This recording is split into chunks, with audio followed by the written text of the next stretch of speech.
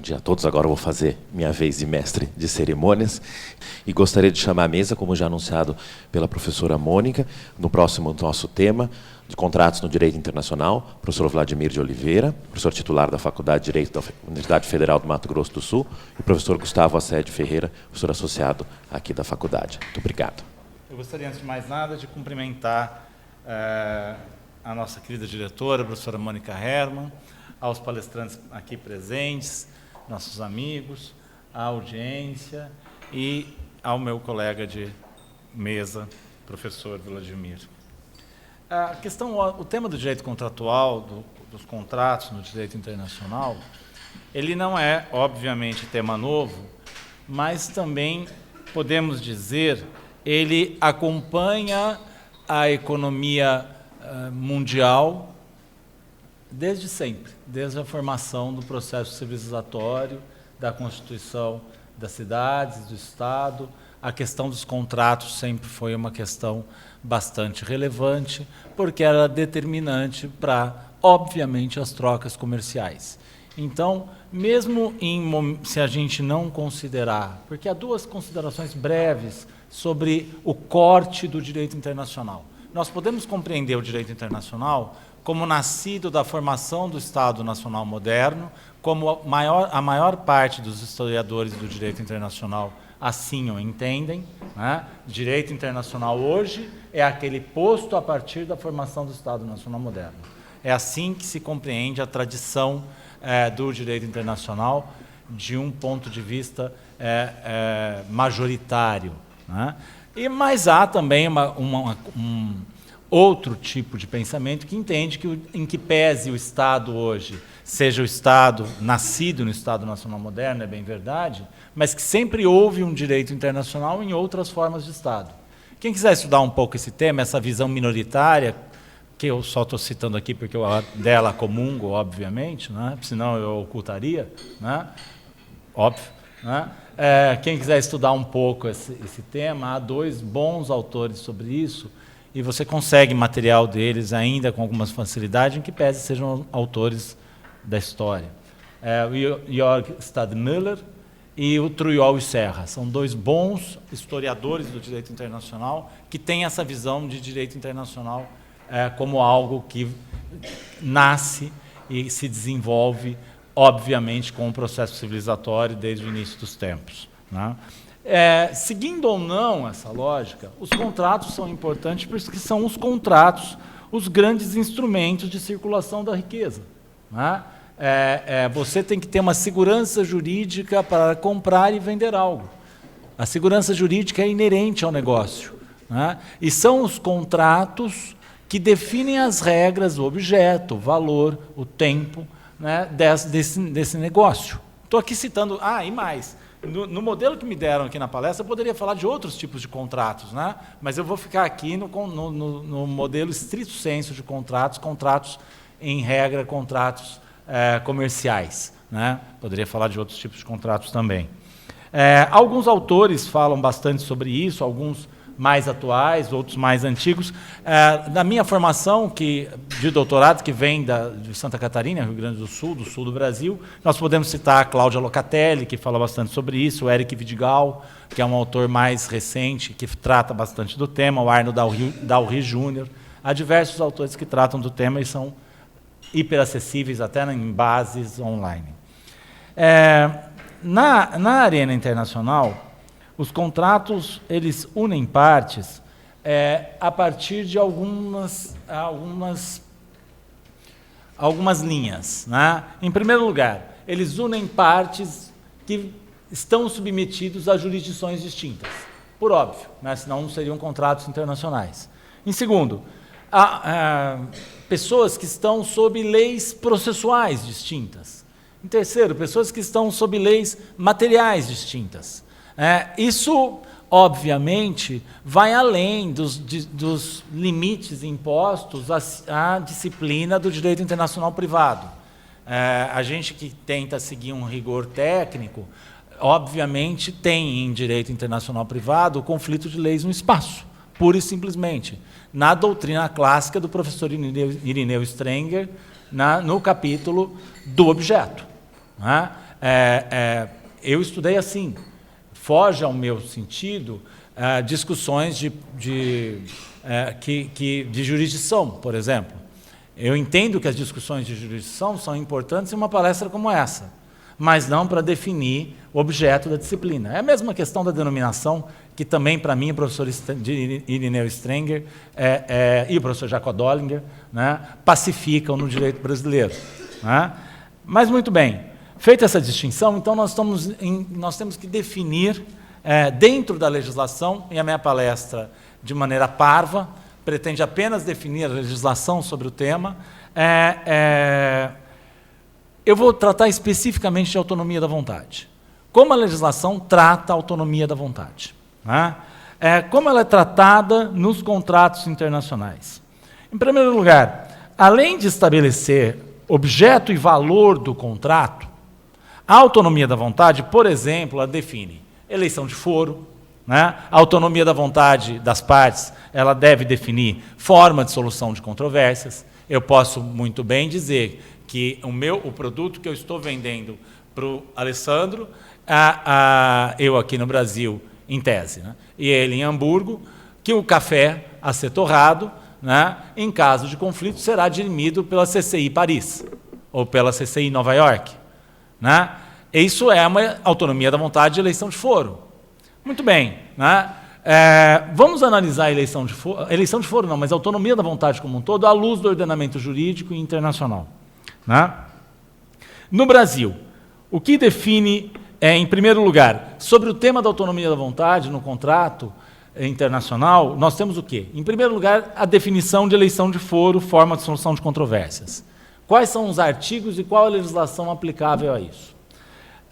Você tem, em primeiro lugar, o CPC, em especial no artigo 25, na verdade, do artigo 21 ao artigo 25 do Código de Processo Civil, em especial 25, que reconhece expressamente que pode haver eleição de foro, né, forma de solução de conflitos, e eleição de lei aplicável ao concreto, ao caso concreto, ao contrato. Né?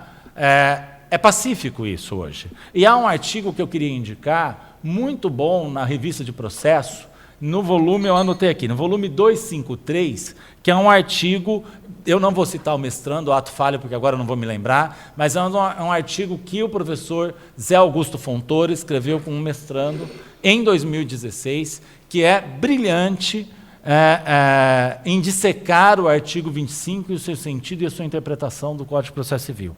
E, obviamente, também, quanto à eleição de foro, nós temos a lei de arbitragem. Né? Isso é lugar comum e é pacífico em todos nós. No que diz respeito à eleição de lei aplicável, as coisas se tornam um pouco mais nebulosas, até pela atual leitura da lei de introdução, né, e do artigo 9º da LINDB. Né?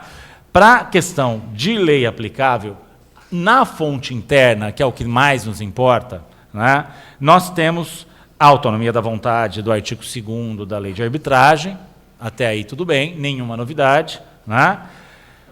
Mais duas normas jurídicas que nós precisamos ter atenção a elas.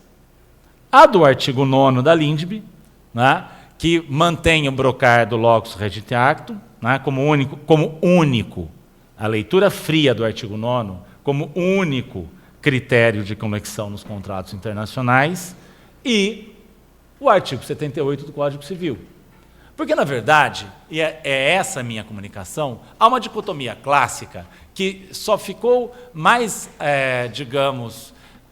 irritadiça com a LINDB sobre a possibilidade, evidente a um conflito doutrinário, do exercício da autonomia da vontade quanto à lei aplicável. Né? Eu posso definir, numa querela com o Alessandro, o direito da Inglaterra, o direito material, inclusive, da Inglaterra, para ser decidido aqui. Né? Essa é uma questão de fundo. Né? Se uma leitura fria do artigo 9º, hoje, pior do que na legislação anterior, ainda que a legislação anterior, né, não fosse, também fosse quase que explícita, não explícita ao locus regit actum, mas deixava uma margem. A nova legislação não deixa. Ela não deixa, E uma boa parte da doutrina defende que nós, né, estamos circunscritos pelo locus regit actum. Mas, na prática, há sim uma interpretação sistemática, na minha avaliação, a ser feita. Eu vou deixar uma indicação de leitura antes que eu me esqueça de fazê-la. Existe ele, não sei se é a dissertação de mestrado dele na FD, ou a tese de doutorado, ele se chama Tiago Rocha da Fonseca. Ele tem um ótimo trabalho sobre isso, na mesma linha minha. E, professor, eu sempre defendo as minhas linhas, né? Eu as cito sempre, né, para poder fazer a defesa daquilo que eu penso, né?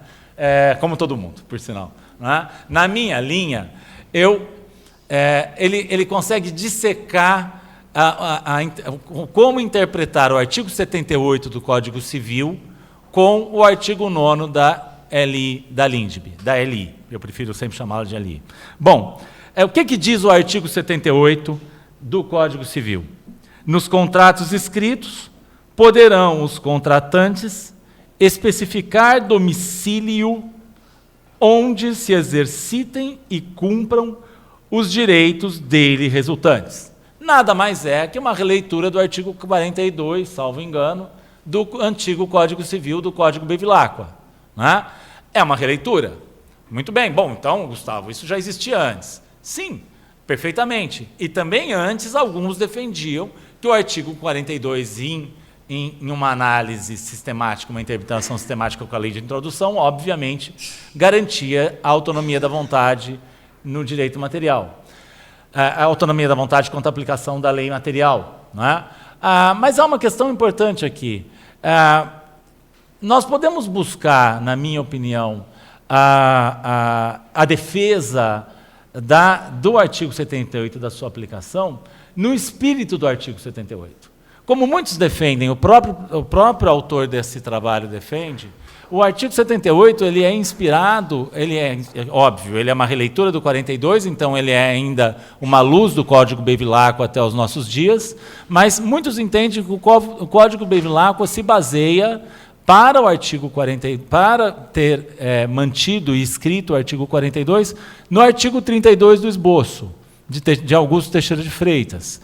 Né? Essa é uma defesa que, salvo engano, é feita pelo Haroldo Valadão, um autor clássico de direito internacional privado. Né? E é algo que eu também pretendo defender aqui. Na prática, o Haroldo Valadão dizia que o Código Bevilacqua teria colhido, e agora o professor Vladimir me confirma que foi o Haroldo Valadão, né? Ele dizia que o Código Bevilacqua teria acolhido a doutrina do domicílio especial ou domicílio de eleição, do artigo 32 do esboço. E aqui, enquanto a gente caminhava, eu fui buscar o artigo 32 do esboço. Né? O domicílio especial será o que as partes elegeram por contratar a relação a certo e determinado negócio. O domicílio especial, então, é uma exceção ao domicílio geral e pode muito bem, hoje escudado pelo artigo 78, garantir a autonomia da vontade no que diz respeito à lei aplicável. Né? Isso é uma teoria, obviamente, mas é uma teoria que traz segurança jurídica aos contratos firmados por empresas brasileiras, por certo. Ela é um adensamento de juridicidade e de garantias para que eu possa contratar. Eu posso, evidentemente, me sentir muito mais seguro em eleger um foro estrangeiro, em eleger uma jurisdição estrangeira, em eleger uma lei processual estrangeira ou uma lei material estrangeira. Ou até criar um mix dessas três partes. Na verdade, a autonomia da vontade nos contratos internacionais, ela é algo pacífico, salvo engano, como publicista que sou, há mais de 50 anos mundo afora. Eu não sei bem quais países ainda têm essa discussão como uma discussão séria. Mas a verdade é que a nova LI, mantém essa discussão em aberto, de maneira equivocada, na minha opinião. E isso, obviamente, não traz uma grande insegurança jurídica, né, ao dia a dia dos negócios. Porque as pessoas passam ao largo, elas elegem foro e passam ao largo dessa discussão. Mas aqui na academia, essa discussão prevalece. E isso me parece um tanto quanto absurdo. Eu estudei isso em internacional privado há largos e longos anos. Não é? E esse tema continua permanente. Todos diziam, quando a nova lei de introdução surgir, esse problema acabará. Não é? E esse problema não acabou. Ele ainda exige a velha interpretação sistemática com o antigo artigo 42 e atual artigo 78. Nós precisamos continuar ecoando o grande Teixeira de Freitas, né, à luz dos ensinamentos do Haroldo Valadão, para que a gente consiga ainda dirimir um tema que já deveria ser pacífico. Apenas para fechar, se vocês quiserem um pouco de fonte sobre lei aplicável, eleição de lei aplicável na fonte internacional, nós temos, eu anotei, ainda você tem a CIDIP-5, né, a Convenção do México, não ratificada pelo Brasil, né, que ainda não foi ratificada, que trata de eleição de lei aplicável de fonte internacional, e uma espécie de tentativa de direito uniforme, por fim, e que vale a leitura, que é a Convenção das Nações Unidas sobre Contratos de Compra e Venda Internacional de Mercadorias. Ela é mais ou menos recente. É o decreto 8327 de 2014, que não trata especificamente da escolha da lei ou do foro, mas que cria, isso que é interessante nela, um ordenamento jurídico internacional para contratos. E assim, ainda que possa ser considerado quase como soft law, ainda assim dá um norte. Ele diminui as dúvidas que podem surgir sobre, por exemplo, a interpretação do contrato e assim vai. Né? Então, resumindo, uma análise de lei aplicável, de autonomia da vontade, passa pelo artigo 21 e 25 do CPC no Brasil, aqui internamente, quanto à eleição de foro, forma de solução de conflitos, pela lei de arbitragem, a lei aplicável de fonte interna, por uma análise sistemática da LI, artigo 9 e do artigo 78 do Código Civil, obviamente também do artigo 2º da lei de arbitragem, mas eu queria ficar só no Código Civil, né, que nos dá um pouco mais de concretude e força para o argumento. Né? E, fora do Brasil, uma análise da CIDIP-5, da Convenção do México, mas, sobretudo, desse novo decreto 8327 de 2014 da Convenção das Nações Unidas sobre Contratos de Compra e Venda Internacional de Mercadorias. Bem, muito obrigado, eu agradeço a todos pelo convite e muito obrigado.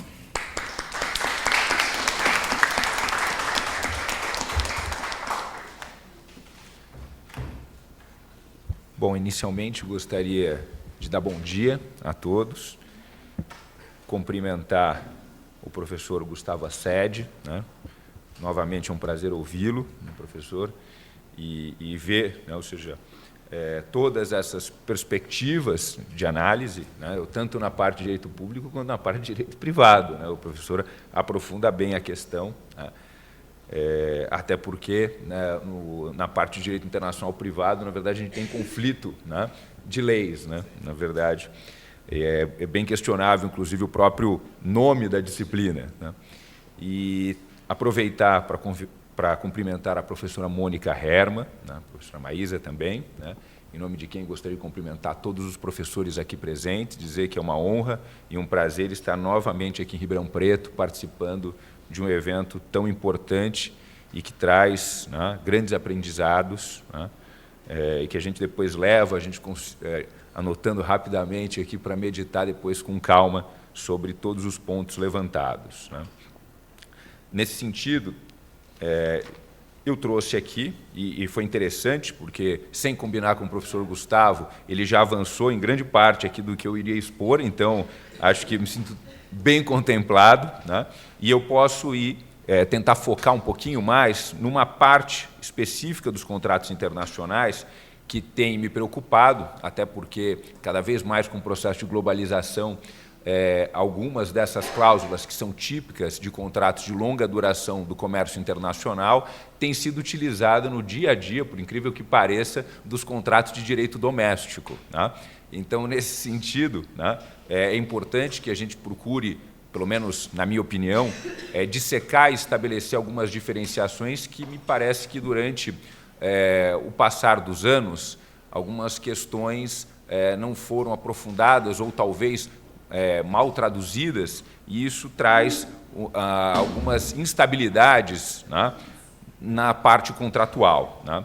Então, basicamente, eu vou passar algumas partes. A minha ideia era falar dos princípios informadores dos contratos internacionais, passar pela autonomia da vontade, que já foi muito bem tratada pelo professor Gustavo, falar um pouquinho sobre o Pacta Sunt Servanda, para fazer o contraponto em relação à cláusula rebus sic stantibus, né, e também falar um pouquinho das diferenças entre hardship e a cláusula de força maior, né, na perspectiva do comércio internacional, mas que nós hoje, inclusive eu vejo alguns julgados, o próprio Tribunal de Justiça utilizando até a chamada cláusula de hardship em contratos de locação, que me parece esquisito, né, mas, de todo modo, né, a gente tem visto isso e alguns julgados, inclusive, citando um pouco dessa perspectiva, dessa preocupação que nós temos, né.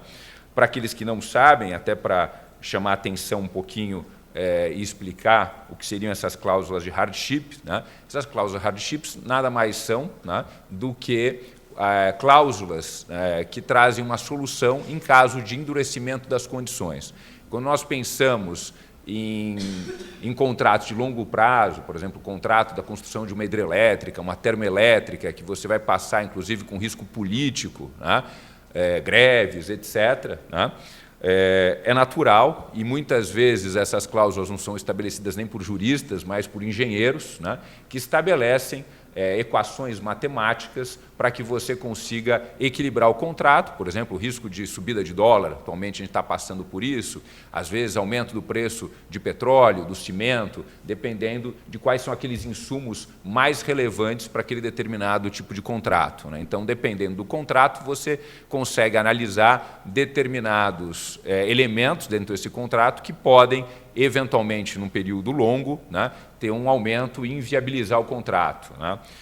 Não inviabilizar, como nós teríamos numa cláusula de força maior, né, que eu não consigo cumprir aquele contrato, mas a ideia de que, por conta de uma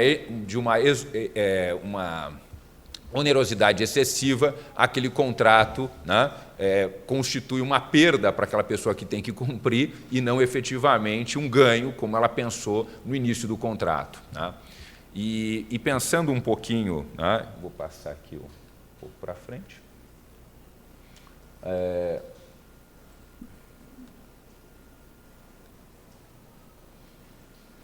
E pensando um pouco sobre essa ideia inicial do contrato, né, a preocupação que a gente tem, e que muitas vezes, né, é mal interpretado, é que quando a gente tem essa cláusula, né, de hardship, na verdade ela não é uma cláusula de flexibilização, né, do contrato, né, como muitos pensam, não, eu vou flexibilizar o contrato, mas, na verdade, o cumprimento do contrato, né, de acordo com a ideia original, né, que foi pensado, né, pelas partes quando elas fizeram aquele determinado contrato.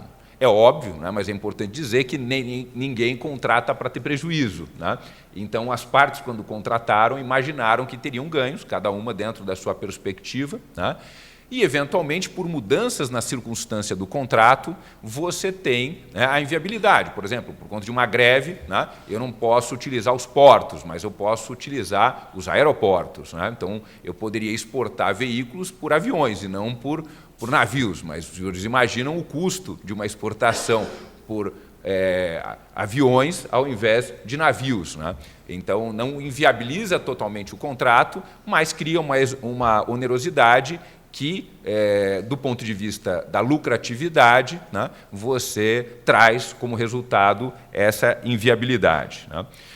Então, as cláusulas de hardship muitas vezes não são cláusulas genéricas que chamam para uma futura arbitragem, né, e, portanto, uma cláusula que a gente coloca, né, no sentido de rediscutir, né, os termos do contrato e diante de situações supervenientes, situações que ocorram após a contratação, né, e que causem uma onerosidade excessiva, né.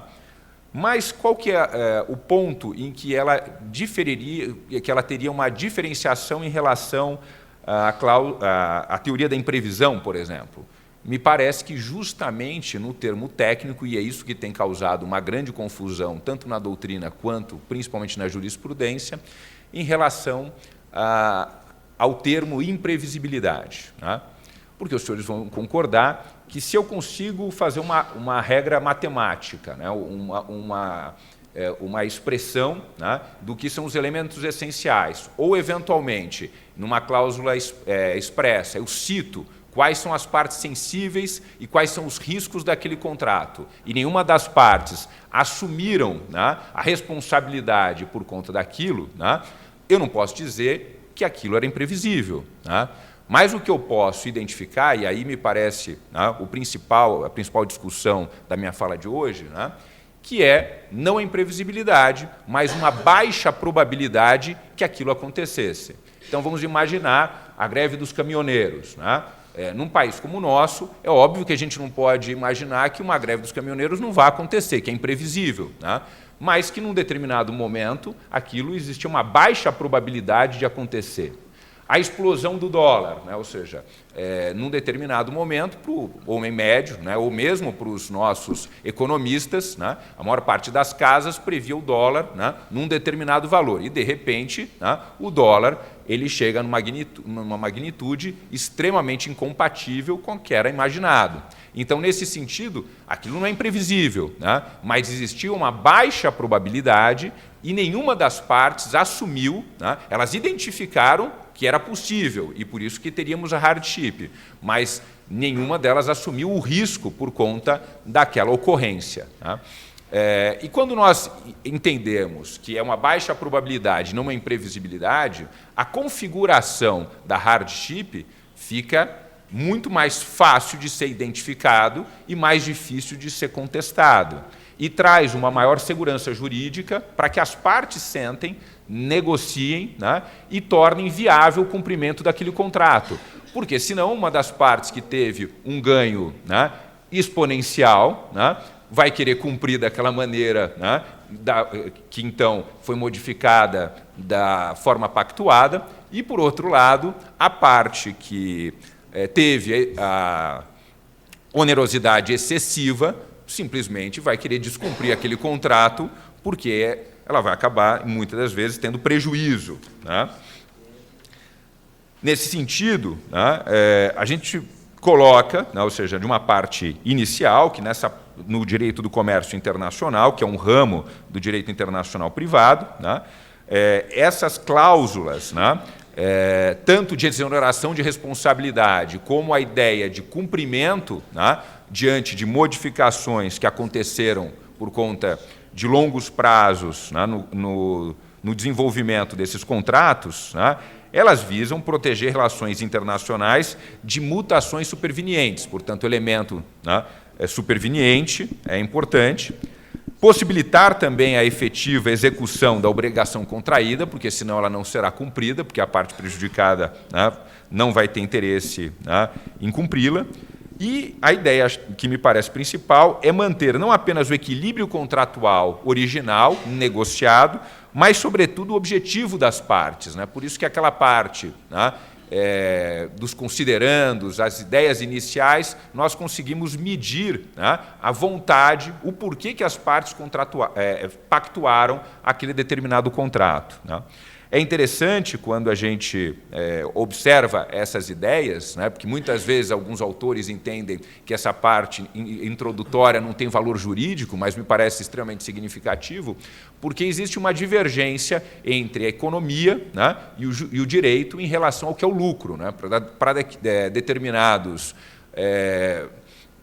Geralmente, no direito, a gente não tem ideia um pouco do custo da oportunidade, né? E que, na parte do comércio internacional, é extremamente importante. Né? Então, se você teve um lucro mínimo, né, aquilo poderia representar, do ponto de vista jurídico, né, algo positivo. Mas, do ponto de vista econômico, você tem uma perda da oportunidade e tem perda de recursos. Então, diante dessa diferenciação e de olhares diferentes, baseado em visões, né, de disciplinas próximas, né, mas distintas, né, é importante que essa parte contratual e o espírito que foi negociado seja pensado e seja respeitado, né, no momento de renegociação desses contratos, né?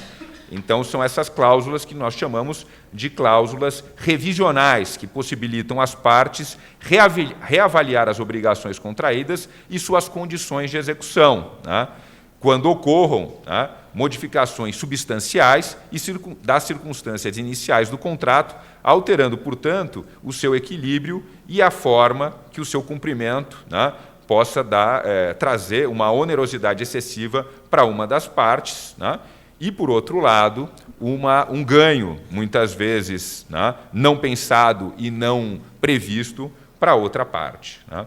Já foi falado aqui um pouquinho sobre o que difere, né, ou seja, o contrato doméstico internacional e também um pouco da autonomia da vontade. Então, eu passo um pouquinho a falar da cláusula rebus sic stantibus, da teoria da imprevisão, para fazer uma diferenciação, né, com a hardship e depois falar um pouquinho da força maior e da hardship, né. Lembrando que na teoria da imprevisão é importante que a própria vontade tenha sido alterada e o contrato, né, portanto, seja adaptado às novas circunstâncias, mas também respeitando a vontade inicial, né. Na cláusula rebus sic stantibus, não se requer propriamente uma imprevisão do acontecimento para legitimar a revisão, né, mas tão somente a ocorrência do fato superveniente, no que difere da teoria da imprevisão, que traz a necessidade da questão imprevisível, né. É importante ainda falar que o Instituto Internacional para a Unificação do Direito Privado, o UNIDROIT, né, diz que a hardship, no momento que existe hardship no momento em que sobrevierem acontecimentos que alterem fundamentalmente o equilíbrio das prestações, sendo que o custo da execução das obrigações tenha aumentado o valor da contraprestação e tenha diminuído, né, e mais, que os acontecimentos sejam supervenientes ou foram conhecidos pela parte lesada após a conclusão do contrato, né, e que a parte lesada não pode, quando da conclusão do contrato, razoavelmente prever, né, e aí vem a discussão sobre a imprevisibilidade, que me parece que, na verdade, se trata de uma baixa probabilidade, não de uma imprevisibilidade, aí vem a crítica, né, os acontecimentos em questão. E que os acontecimentos escaparam, né, ao controle da parte lesada e que esse risco, né, de acontecimento não foram assumido por nenhuma das partes, né. Isso aqui a gente tem no artigo 6º, 2.2, né, do UNIDROIT, né. Já falei também que existem formas matemáticas que nós estabelecemos, né, para arrumar e reequilibrar o contrato, geralmente feita por engenheiros, né, com toda a expertise e cláusulas que muitas vezes para os juristas a gente olha e se assusta, né, com as equações que são colocadas, mas também cláusulas simplesmente, né, colocando os elementos principais e geralmente de forma, algumas forma taxativa e outras exemplificativa, na maioria das vezes exemplificativas, né, porque, enfim, poderia-se ter outros, né, elementos, né, mas muitas vezes são taxativas porque você sabe quais são os principais, né, problemas que podem ocorrer naquele determinado contrato, né.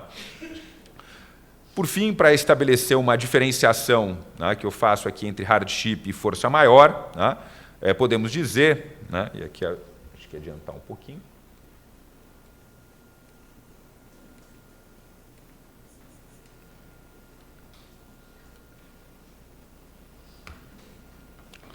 que há alguns pontos de divergência da cláusula de hardship e força maior, né? Os requisitos, inicialmente, para a cláusula de força maior, imprevisibilidade, inevitabilidade e ausência de culpa do devedor quanto à ocorrência do evento impeditivo, né? Convergências, né? Ambas ocorrem durante o prazo de execução do contrato, ausência da culpa das partes quanto à ocorrência do evento, né? Mas as divergências que eu gostaria de assinalar aqui na parte final, né? A cláusula de hardship tem como fundamento a teoria da onerosidade excessiva, não configurada como elemento principal para sua caracterização a improbabilidade do acontecimento, né? Então, né, Existe ali uma baixa probabilidade do acontecimento. Força maior fundamenta-se na inevitabilidade e a imprevisibilidade, aí sim, do evento, que conduzem à absoluta impossibilidade do cumprimento da obrigação. Hardship realiza o pacta sunt servanda, visando a segurança jurídica das relações contratuais de longo prazo. Portanto, me parece que não existe uma flexibilização, mas sim o cumprimento diante de novas condições daquele determinado contrato. A cláusula de força maior representa verdadeira exceção ao pacta sunt servanda, ou seja, o não cumprimento daquele determinado contrato. Hardship não se verifica a impossibilidade de execução da obrigação, mas apenas uma grande dificuldade a uma das partes de fazê-lo em face do aumento do custo da execução. Força maior operam seus efeitos quando se torna impossível a execução do contrato, apesar da vontade presumida do devedor de cumpri-la. Hardship não possibilitam, prima facie, a suspeição da execução do contrato. Já a cláusula de força maior age automaticamente requerendo a notificação pela parte prejudicada, a outra acerca dos impedimentos. Na cláusula de hardship, geralmente, nós comunicamos para que seja refeita uma negociação. Na hardship, temos a revisão e a renegociação dos contratos, portanto. E a cláusula de força maior, teremos a cláusula exoneratória de responsabilidade. Eu acho importante, e a minha discussão é por conta dessa mudança, e principalmente nos tribunais, acerca, e também nas arbitragens, da discussão sobre baixa probabilidade e imprevisibilidade, que me parece uma mudança extremamente significativa e que traz uma grande confusão e insegurança no comércio internacional. Muito obrigado.